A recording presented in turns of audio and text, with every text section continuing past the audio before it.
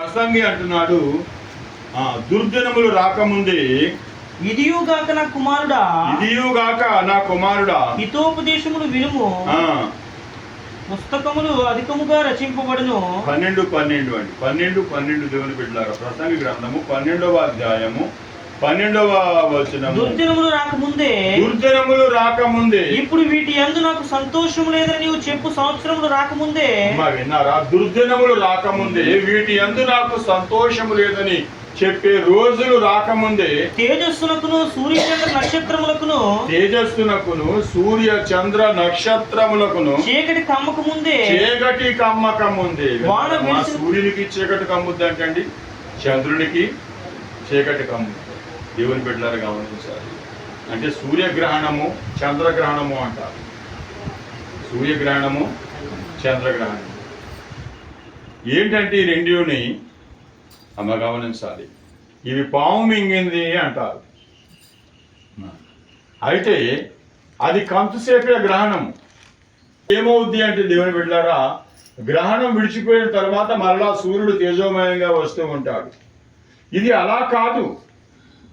సూర్యునికి చంద్రునికి చీకటి కమ్మకం ఉంది అంటే ఇక పూర్తిగా చీకటి అయిపోతూ ఉంటుంది. అటువంటి భయంకరమైన దుర్దినములు రాకముందే దేవుని బిడ్డలారా గమనించాలి.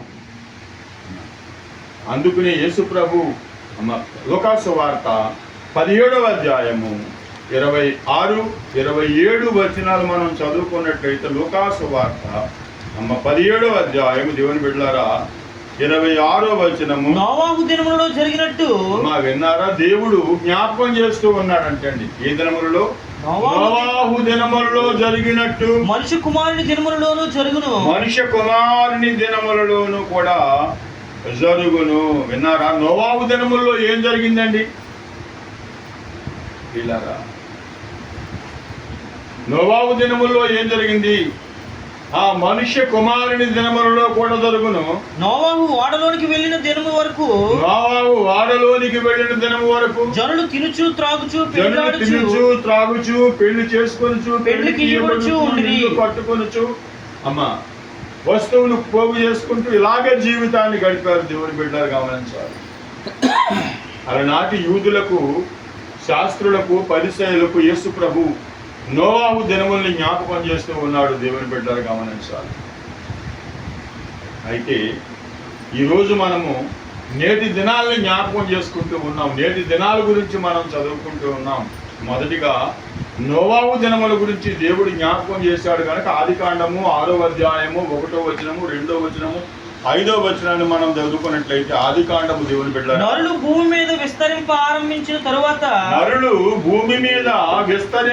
ఆరంభించిన తరువాత కుమార్తెలు వారికి పుట్టినప్పుడు దేవుని కుమారులు నరుల కుమార్తెలు చక్కని వారిని చూచి వారందరిలో తమకు మనసు వచ్చిన స్త్రీలను వివాహం చేసుకుని. విన్నారమ్మా?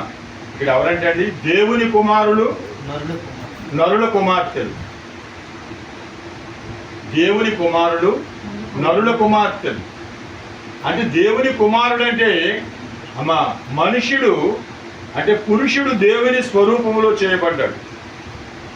పురుషుడు ఎవరి స్వరూపంలో చేయబడ్డాడు? దేవుని స్వరూపంలో చేయబడ్డాడు. వాక్యం అంటుంది కదా, తన పోలికలో తన స్వరూపమందు దేవుడు నరుణ్ణి చేశాను, అతనికి ఆదాము అని పేరు పెట్టాను. అయిపోయిందమ్మా. ఇప్పుడు రెండవదిగా, మొదటిగా పురుషుడు ఎవరయ్యారంటే దేవుని స్వరూపమయ్యాడు. రెండవ మాట ఏమంటుందంటే నరుల కుమార్తెలు. ఇప్పుడు దేవుడు నరుణ్ణి చేస్తే ఆ నరునికి ఆపరేషన్ చేశాడు దేవుడు. ఏం చేశాడండి?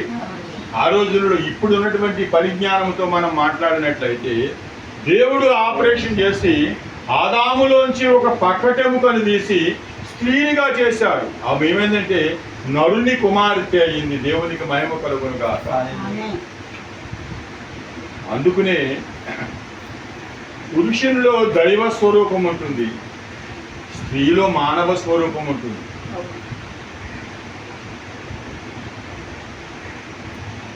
ఏదైనా ఒక మాట చెప్పండి, ఏదైనా ఒక సమస్య వచ్చిందనుకో, పురుషుడు కాసేపు మాట్లాడి దాన్ని అక్కడితో వదిలేస్తాడు, మర్చిపోతాడు. ఎందుకంటే దైవ కుమారుడు దేవుని పోలికలో ఉన్నవాడు కనుక. కానీ ఈమె మాత్రము వదలదు. ఆ సంగతి ఏంటో తేలే వరకు కూడా ఆమె వదలదు. ఎందుకంటే నరుని కుమార్తె. ఎవరండి ఆమె? నరుని కుమార్తె గనక వదలదు దేవుని బిడ్డలారా. ఎందుకనగా ఈ వాక్యం యొక్క భాగాన్ని మనం చూసినట్లయితే కళ్ళకు కట్టినట్లుగా మనకి కనిపిస్తూ ఉంది. దేవుని పిల్లలు గమనించాలి. అయితే 5వ వచనాన్ని మనం చదువుకున్నట్లయితే, నరుల చెడుతనము భూమి మీద గొప్పదనియు వారి హృదయం యొక్క తలంపులోని ఊహాంతరం ఎల్లప్పుడూ కేవలము చెడ్డదని యెహోవా చూసి భూమి మీద నరులను చేసినందుకు ఈ నరుల కుమార్తెలు